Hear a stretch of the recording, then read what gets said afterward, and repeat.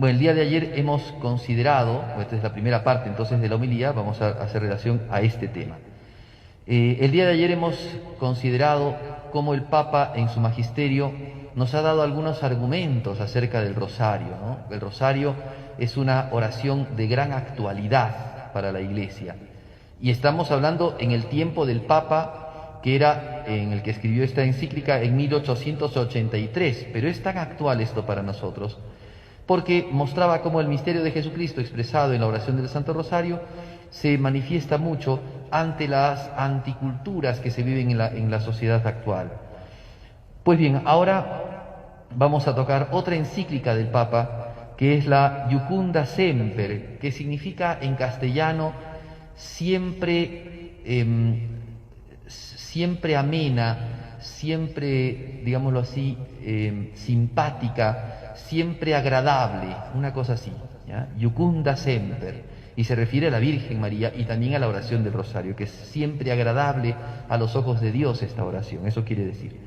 Pues bien, en esta encíclica, yo solamente resumo, vuelve a hablar de la necesidad del Santo Rosario como una oración imperiosamente importante para el mundo de hoy, y va a dar otros argumentos. Dice, el Rosario es una oración efectiva, porque en ella se ve cómo Dios ha querido darnos a conocer a su Hijo y mostrarnos la relación estrecha que tenía con su madre.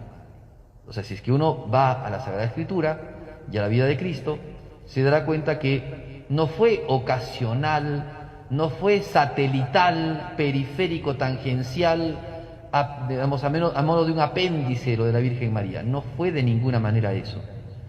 Dios, que sabe considerar al ser humano y que le da al ser humano ese lugar y esa dignidad que debe de tener, lo que el mundo no da, pues también en esa misma dignidad trató a María Santísima como aquella que iba a ser instrumento por el cual Dios llegase a este mundo. Y entonces los misterios del Rosario nos dejan ver la estrechísima relación que hay entre María y el misterio de Jesucristo. Entonces el Papa dice, ¿por qué es importante rezar el Rosario?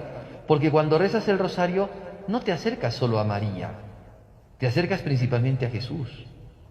Y ya en estos consejos, en esta instrucción que el Papa nos da, nos advierte de que el Rosario hay que rezarlo diariamente, ¿no? Es una oración piadosa cristiana que tanto bien nos hace a nosotros. Pues bien, dice, el Rosario entonces es una oración que tiene una gran cercanía, tiene una cristología interna.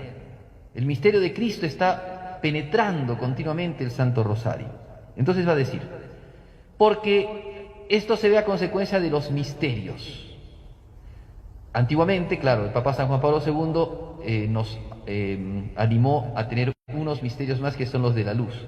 Pero antiguamente estaban esas tres tandas de misterios, ¿no? Gozo, dolor y gloria. El Papa va a hacer relación a estos tres grupos de misterios. Entonces dice él, en los misterios de gozo, por ejemplo, ¿no? Cuando uno va a rezar el Rosario, tiene que adentrarse en la vida de Cristo, porque el Rosario no se reza solamente como una oración litánica, como una oración repetitiva. No es solamente que yo voy repitiendo, sino que voy contemplando. En el primer misterio contemplamos, decimos continuamente, contemplamos. Bueno, ¿qué significa contemplar? Mirar, ver y oír, ¿no? Bien, entonces hacemos el acto interior de la inteligencia, el acto interior también de la voluntad, de amar lo que estamos tratando de conocer. ¿Qué vemos entonces? Vemos como Dios, en la encarnación, por el primer misterio es la encarnación, la anunciación del ángel, eso es bíblico. Entonces contemplamos ese misterio de cómo Dios ha enviado un ángel a esta mujer a pedirle solicitud, ¿no? A pedirle a ella que con solicitud que sea la madre de su hijo. ¿Y cuál es la respuesta de la madre al ángel que viene de parte de Dios, ¿no? El fiat de María, hágase en mí según tu palabra. Pues bien, vamos viendo entonces cómo Dios se ha servido de María Santísima y a la Virgen la ha unido a Jesucristo desde la encarnación, en una unidad tal de que Jesucristo toma su cuerpo, su sangre, sus tejidos de la misma Virgen María. Entonces, corporalmente no hay manera más de mayor unión de Cristo con María, y espiritualmente mucho más, porque el amor que unía a esa madre con su hijo era un amor inenarrable. Entonces, en la encarnación vemos esto. En la presentación de María a su prima Isabel, vemos cómo el saludo de María hace que salte el niño en el vientre de Isabel, cómo entonces está la bendición de Dios unida a la Virgen María para que el niño salte de alegría al descubrir la presencia del Salvador en el saludo de María. O sea que la bendición, en la misma Escritura nos dice, de Juan, que salta en el vientre de su madre, viene a partir de María. Claro, es de Cristo, no es de María, pero viene a partir de María.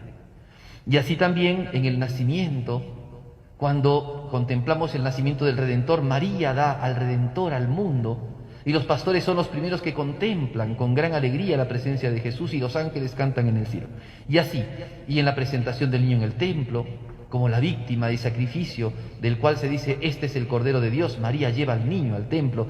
Y así también en la pérdida y el hallazgo del niño Jesús en el templo, cuando María aprende a guardar esas cosas en su corazón. Bien, y así en los misterios de gozo. Después en los misterios de dolor, dice el Papa, como la oración de Getsemaní, claro, ahí no está presente María, no está presente físicamente, pero María es el jardín de Dios, donde se ha sembrado el árbol de la vida. Entonces sí que está presente María en su corazón, junto con su Hijo. En la flagelación, para ir rápidamente, en la coronación de espinas, en el Vía Crucis, ahí sí está presente María Santísima, y su corazón es uno con el Hijo, y su corazón está traspasado, porque recuerden la profecía de Simeón, y a ti una espada te traspasará el alma. María entonces está al servicio del misterio de Jesús y nos muestra el misterio de Jesús y cómo el misterio de Jesús está tan unido a María. Y los misterios de gloria, dice el Papa, porque en los misterios de gloria se ve cómo María es la que recibe junto con los apóstoles, ¿no? Primero, la resurrección de Cristo, la alegría de la resurrección. Segundo, contempla la ascensión de su Hijo a la derecha del Padre. Tercero, recibe la presencia del Espíritu Santo. Cuarto, es asunta al cielo. Y quinto, es coronada de gloria junto a su Hijo Jesús en el cielo. Ese es como la mirada que tiene el cristiano sobre el misterio de Jesús, que está unido a María, y que María estando unida a este misterio, nos concede por medio, ¿no? Por su mediación, gracias abundantes. Y el Papa dirá una cosa que decía San Bernardo, de que, claro, cuando uno contempla los misterios de Jesús, cuando uno va a los misterios de Dios, hace tres cosas. Esto lo dice San Bernardino de Siena. Tres cosas. Cuando reza el rosario nos muestra los tres pasos, ¿no?, para la verdadera religiosidad. En la primera cosa, Jesucristo nos mandó a atender al Padre, ¿no?, que nuestro corazón tiene que siempre ir dirigido al Padre. Entonces, por eso rezamos el Padre Nuestro. Pero además tenemos que el Padre nos ha dado a su Hijo, para que conociendo a su Hijo conozcamos al Padre. Entonces eso lo hacemos mediante los misterios del rosario, lo que contemplamos, ¿ven?, al Hijo. Y tercero, el Hijo nos ha dado a su madre. Hijo, ahí tienes a tu madre en la cruz. Y entonces eso nos hace rezar las Aves Marías. En las tres partes del rosario encontramos este acto de religiosidad tan puro y tan bueno.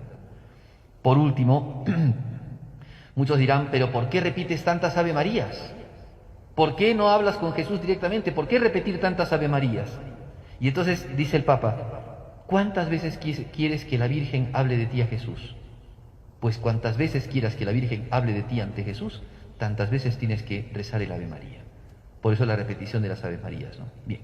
Hasta ahí entonces lo que el Papa nos enseña en esta encíclica Iucundas Semper del año 1874. 94.